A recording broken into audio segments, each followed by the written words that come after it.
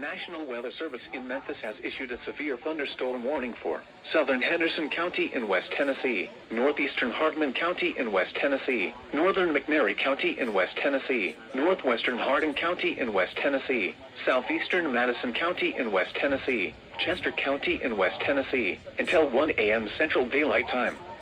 At 12:11 a.m. Central Daylight Time, a severe thunderstorm was located over Chickasaw State Forest, moving east at 45 miles per hour. Hazard, 60 miles per hour wind gusts and quarter-size hail.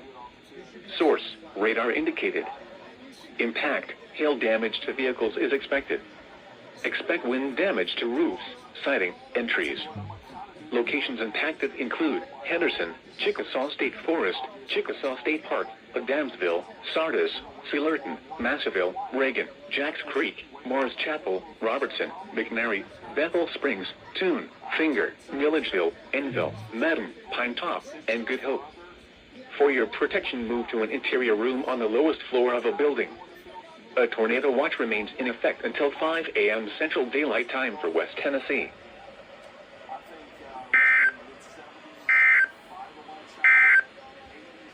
The National